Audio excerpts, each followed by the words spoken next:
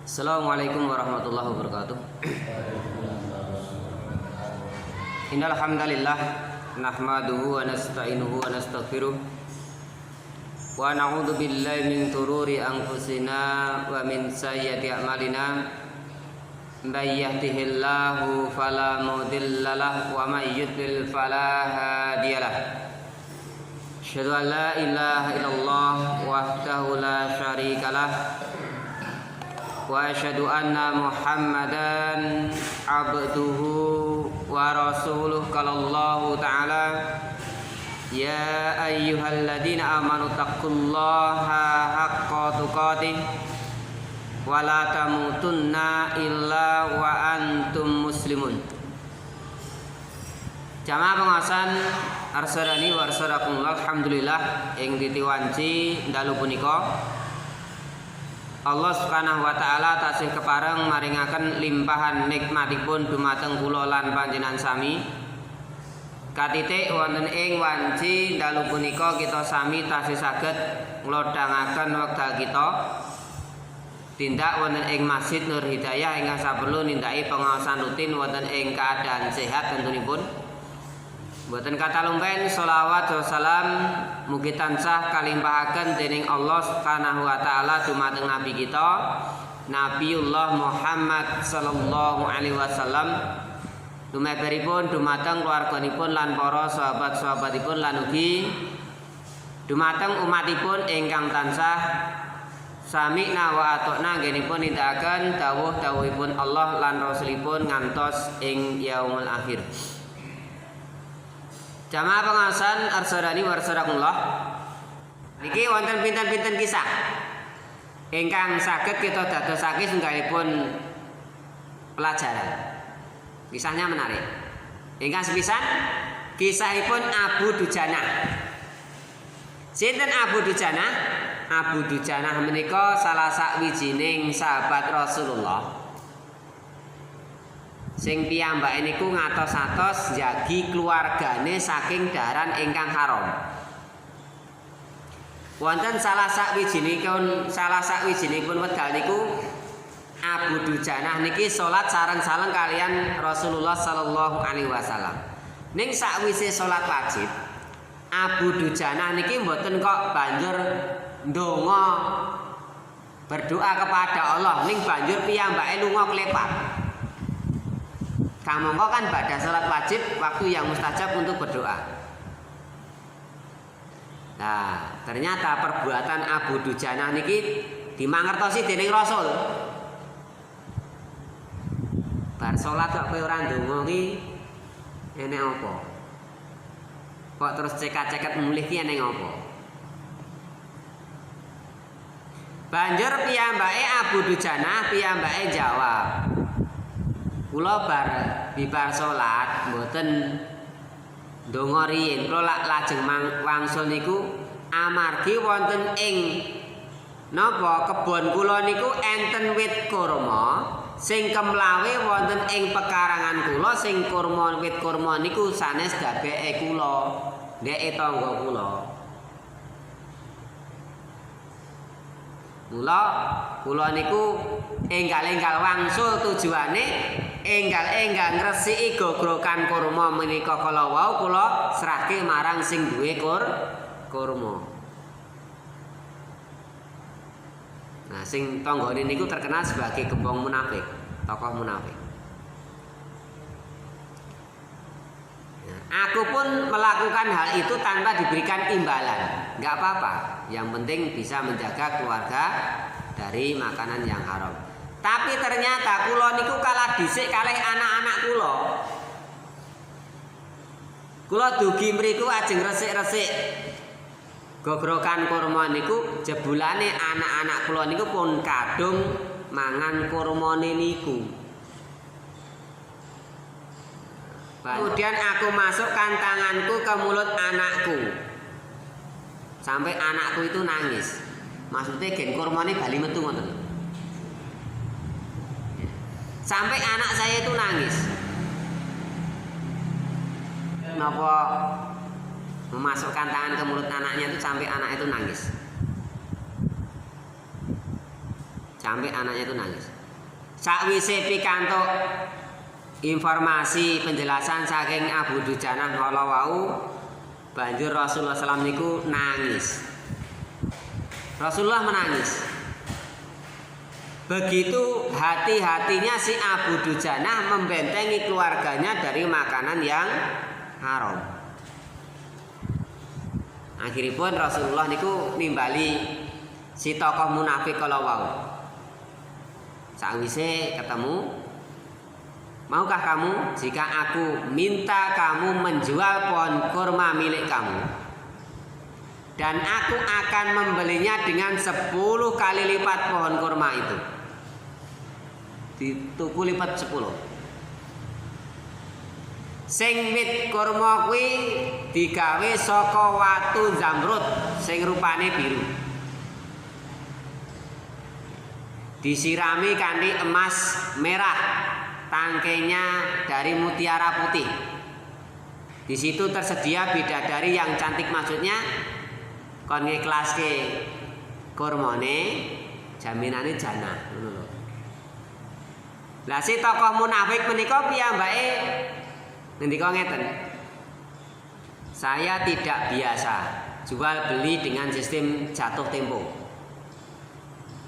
Aku tidak mau menjual apapun kecuali dibayar dengan uang kontan. Nek pancen ajeng jenengan tumbas bayar kontan ngoten. Ora sana gak ngenteni sumben akhirat. Ya. Nah, tiba-tiba datanglah sahabat Abu Bakar As-Siddiq radhiyallahu anhu. Banjur lantas si Abu Bakar As-Siddiq piyambake ngendika, "Ya wis. Kurmamu tak tukune 10 kali lipat dari harga kurma terbaik di kota ini." Nah, niki Abu Bakar sugih kok. Wis tak tukune kurmamu, witmu kurma tak tukune 10 kali lipat dari harga pohon kurma yang paling bagus di kota ini. Nah, Abu Dujanah saat itu seneng. Ya, dituku 10 kali lipat kok. Kayak niku nilainya 10 kali lipat dari pohon kurma yang terbaik. Banjur sawise sepakat, Abu Bakar menyerahkan pohon kurma tadi kepada Abu Dujanah. Banjur Rasulullah ngendika marang Abu Bakar, "Aku nanggung gantinya untuk kamu wahai Abu Bakar." Diganti, dijamin dening Rasulullah. Lah midhanget ngendikane Rasulullah niku piyambake sahabat Abu Bakar As-Siddiq niku senengnya bukan main. Janah kok jaminannya. Ya. Banjur si munafik kala wau mantuk crita kalih bojone. Iki wite kurmane awak dhewe iki dituku karo si Abu Bakar 10 kali lipat dari harga pohon kurma terbaik di kota kita. Ning, ya jing nganggo ning piyambake. Ning aku tetep bakal mangan luwih dhisik buah kurma itu. Aku tidak akan memberikan kepada tetanggaku sedikit pun. Ora dikeke karo Abu Dujanah. Oke lagi. Wis dibayar nganti 10 kali lipat ora dikeke kali Abu Dujanah. Oke lagi. Ini wong munafik. Ya malamnya saat si munafik itu tertidur, terjadi peristiwa yang tidak terduga-duga. Pohon kurma yang berada di pekarangan rumah si munafik tadi berpindah posisi. Pohon kurma itu berdiri di atas pekarangannya si Abu Dujanah. Pindah dhewe.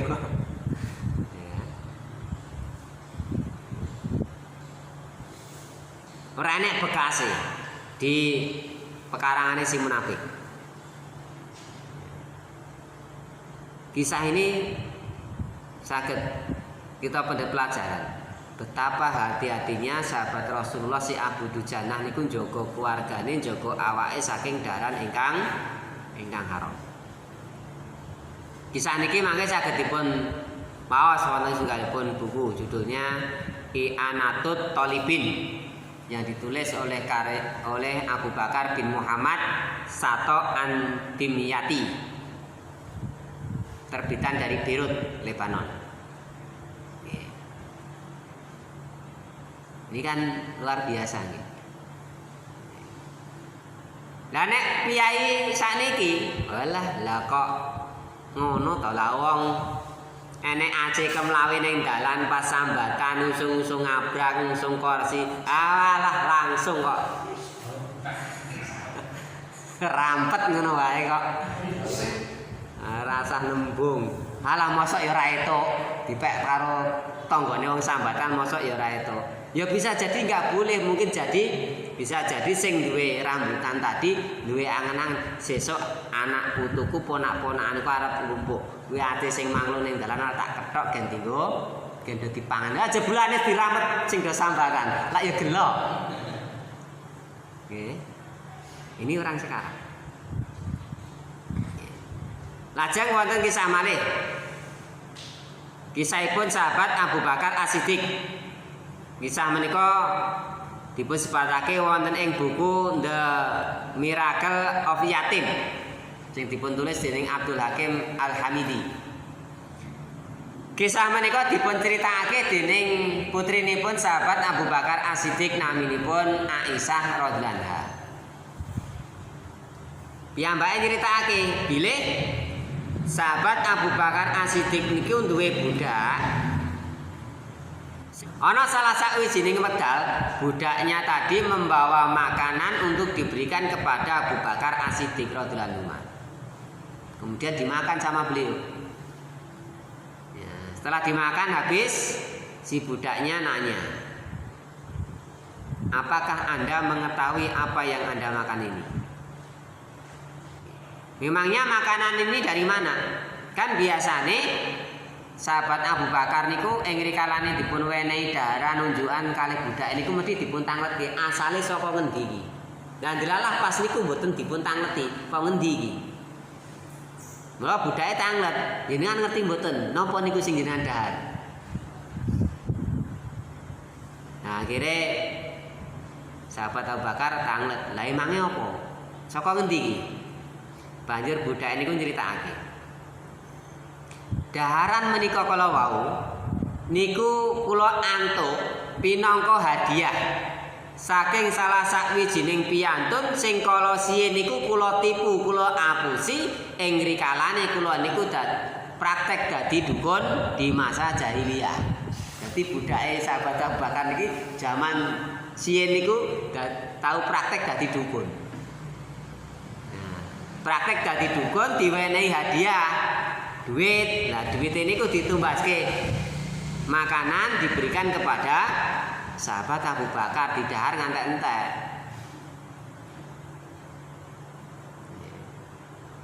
Lah sakwise ngerti niku banjur sahabat Abu Bakar As-Siddiq niku memasukkan jari tangannya itu ke dalam mulutnya, lalu beliau memuntahkan semua makanan dalam perut beliau.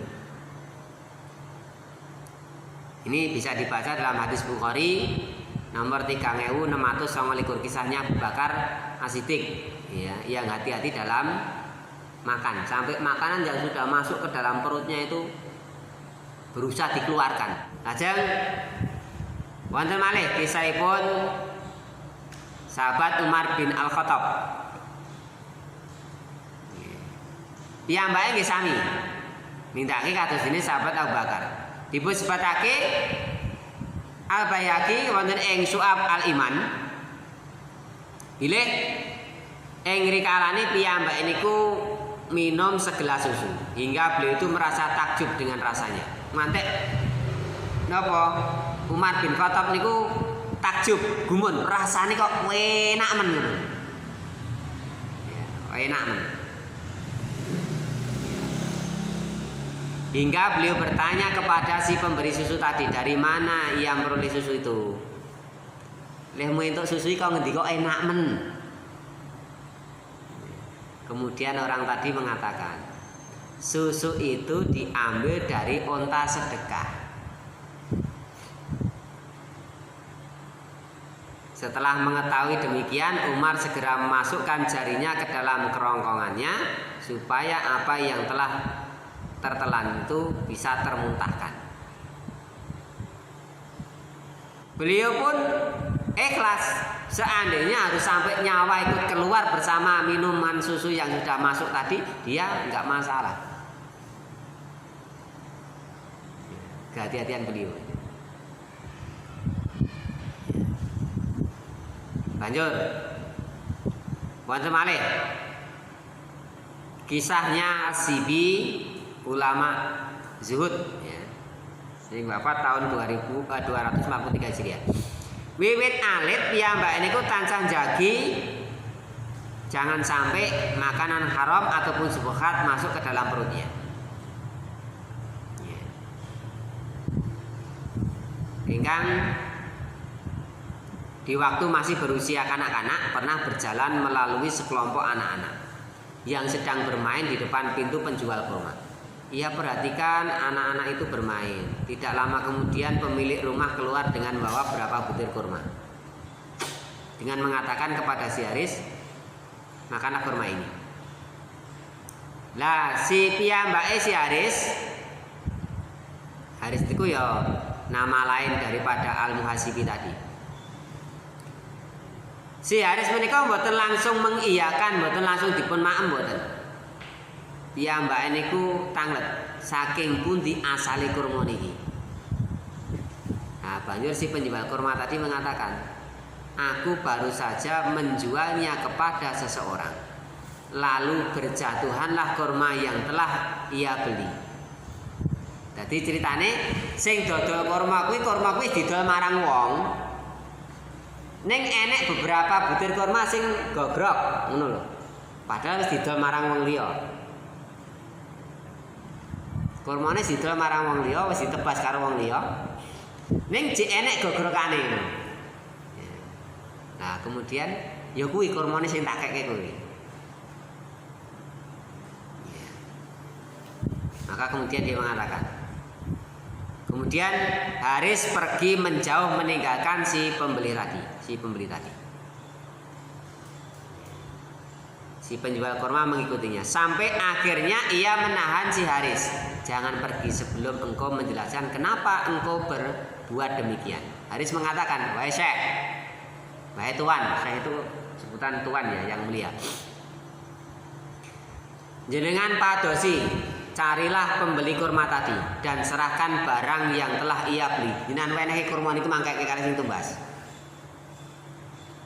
"Wahai Syekh, Anda telah memberi makan kepada anak-anak muslim dengan barang yang haram." Jadi nek di jawantahke ditrepke ten dusun niku ngeten iki prakteke niki cocok kathah lho. Wis nebas ace, wis ditebas kare wong liya. Gitu. Wis dadi hake sing nebas.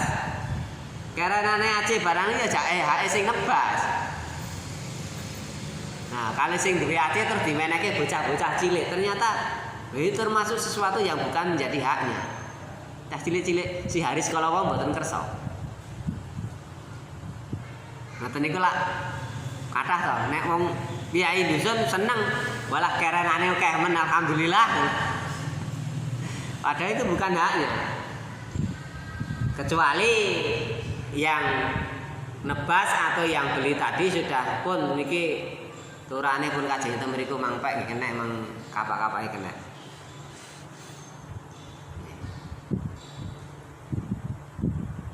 Lajeng wonten malih ulama madzhab Hambali naminipun Ibnu Hamid Al-Waraq. Ing rikalane piyambake niku nindakake perjalanan haji tahun 402 Hijriah. Piyambake niku di tengah jalan itu kentekan sangu, kentekan bekah. Mboten wonten daharan, mboten wonten unjukan. Hingga beliau itu tidak mampu berjalan nganti arep mlaku ora kuat, saking ngeleh. Sampai dia terjatuh. Kemudian ada seorang laki-laki yang mendatangi beliau dengan membawa sedikit air. Dan beliau ketika itu si Ibnu Hamid Al-Waraq niki nembe senden. Pas menake senden. Ora nyindir, pas kok ya. Pas kok. Nah, ketika itu si Ibnu Hamid ini baru bersandar pada sebuah batu. dan keadaannya hampir sekarat. Dalam keadaan yang amat payah itu beliau bertanya kepada si pembawa air tadi, dari mana air ini kamu peroleh? Dan bagaimana cara mendapatkannya? Si pembawa air tadi terkejut dan menjawab, dalam keadaan seperti ini kowe iki wis meh sekarat, ijik teko saka ngendi banyu oleh nggawa lho. Ini bahasa saya basa Jawa ngoten niku. Akhirnya si ulama tadi, si Ibnu Hamid Al-Warraq tadi akhirnya mengatakan, justru inilah waktunya saat bertemu kepada Allah saya memerlukan jawaban di mana ia berasal, dari mana air ini berasal. Supaya apa? Matinya tidak dalam kondisi bermaksiat kepada Allah, memakan makanan yang haram. Oh, niki kelasnya ulama namanya Ibnu Hamid Al-Warraq. Ngantek wis sekarat mau mati itu, ketika dikasih air itu masih nanya, dari mana sumber air ini? Halal ora kan intine? Halal ora.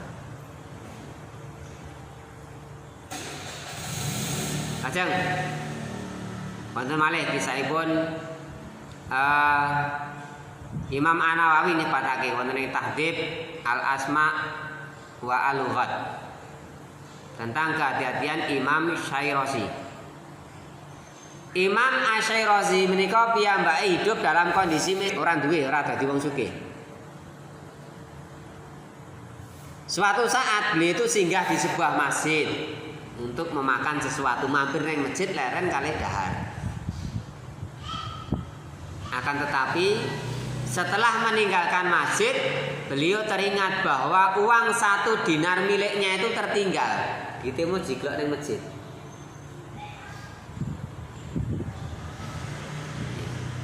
Akhirnya beliau kembali dan mendapati uang dinar itu berada di tempatnya. Akan tetapi uang itu dibiarkan saja dan beliau meninggalkannya sambil berkata, mungkin itu uang dinar ini jatuh dari orang lain, bukan milik saya. Padahal mau sing nglubuh kono ya dheke. Niki lak saking hati-hatine para ulama nggih Pak nggih. Jelas tadi dia itu barusan saja meninggalkan tempat itu. Mau sing lungguh teng mriku nggih dheke. Sing dahar teng mriku nggih dheke. Dheweke kelingan 1 dinar uangnya itu jatuh di situ, dibeleni. Genah ning tempat bekas dia duduk tadi ada uang 1 dinar. Ning mboten sida dipendet. Aja-aja dite wong sing bandungku nang kono dudu ditku. Akhirnya mboten sida dipendet. Angel nek wong ngene. Angel banget. Coba dhewe, wah alhamdulillah ijik rung jiko wong. Ya padahal rung karuan duitnya dhewe. Ini kisah-kisah yang bisa memberikan satu motivasi kepada kita, bahwa ternyata para ulama-ulama terdahulu itu dalam menjaga perutnya supaya ilmunya itu bisa barokah itu sampai luar biasa. Secara hitungan prediksi, ketoke kok ya ora mungkin nek wong liya sing lungguh nang kono sakbare dheweke. Ning tapi dia masih meragukan.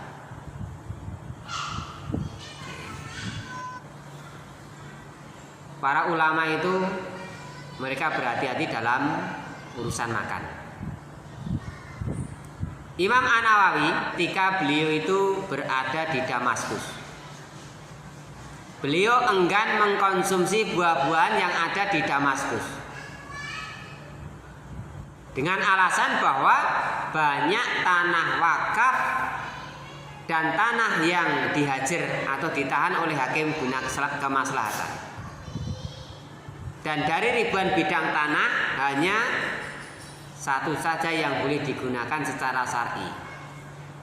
Maksudnya Imam An-Nawawi niku khawatir nek ngantek mangan buah-buahan sing ana ing Damaskus, aja-aja woh-wohan kuwi itu hasilnya tumbuhnya dari kebun-kebun wakaf ataupun tanah yang dihajar atau ditahan oleh hakim guna kemaslahatan, intinya di situ tanah itu nggak boleh dimanfaatkan. Ini kadang digunakan wong tanduri buah. Ya, Imam An-Nawawi niki mboten wantun dahar buah teng mriku mung napa khawatir aja-aja buah kuwi tukule wohe saka kebun-kebun wakaf sing padha ilang. Niki Imam An-Nawawi. Hati-hati ya. Jamaah pengawasan arsadari warahmatullah. Inti kesimpulanipun bilih bagian ulama niku wonten sing luwih becik mangan lemah timbangane mangan barang sing haram. Pun ate dar lemah. Bener. Lompon. Ampo zaman cilik ngene simbah ya diampo Mbak duwe kalau ngon plastik kae kemah-kemah ampone saniki mboten enten nggih ampo ya, permene do moh ampo ya.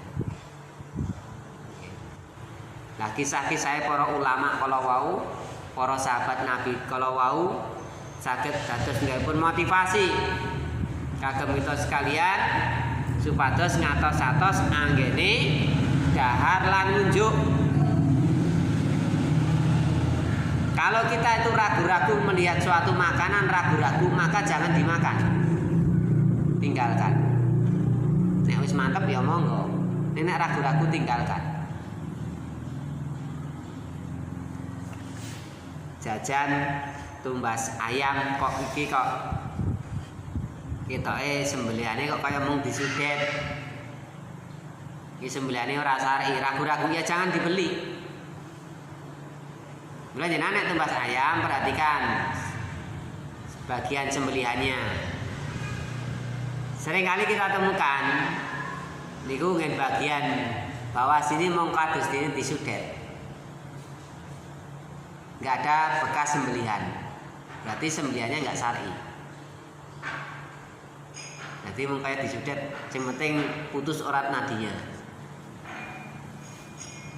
Ya, ini hati-hati. Ya.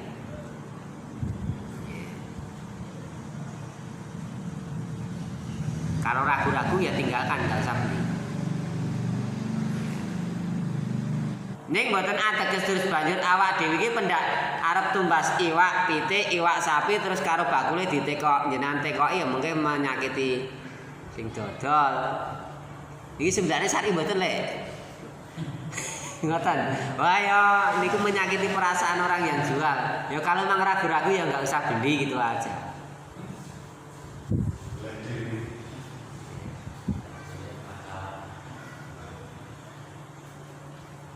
Makatan ingkang saged kita aturaken wonten ing dalem menika wonten pandangan. Untuk tingkatan dosanya kalau tidak tahu seperti itu kita masih melanggar itu gimana?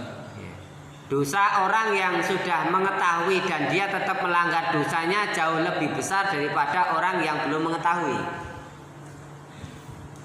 Wis ngerti kok. Ngerti nekat. Nah justru ketika orang itu memang belum tahu sama sekali Rafi al-Qalam. Tapi kalau dia itu wis bribik-bribik tahu krungu seruing-seruing.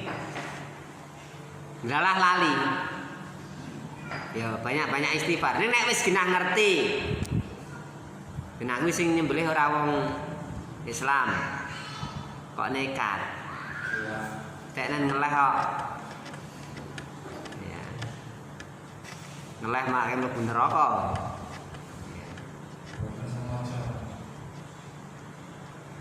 Ora sengaja kok nekat. Lah nek pancen ora sengaja kelingan ya ditokke. Tadi lho sahabat Abu Bakar As-Siddiq wis kadung mlebu mau ya ora sengaja mau. Nek kadung mlebu ya tokke. Umar bin Khattab juga gitu kadung mlebu susune tokke karena tadi enggak ngerti. Demi menjaga tubuhnya supaya tidak terkontaminasi dengan sesuatu yang haram. Bila kan kalau disebutake bilih sahabat Abu Bakar ngendikake sing sapa wonge daginge kuwi tumbuh dari pekerjaan yang tidak halal termasuk makanan yang tidak halal maka neraka pantas untungnya. Neraka sing luwih pantas. Lha kewajibannya ada menapa meneh zaman fitnah sekarang ini iki arep musim-musim oke duit mabur.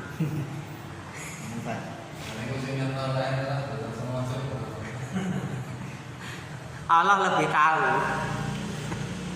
Ya Allah, arep Allah itu mau dikibuli, mau dipukili, Allah itu lebih tahu.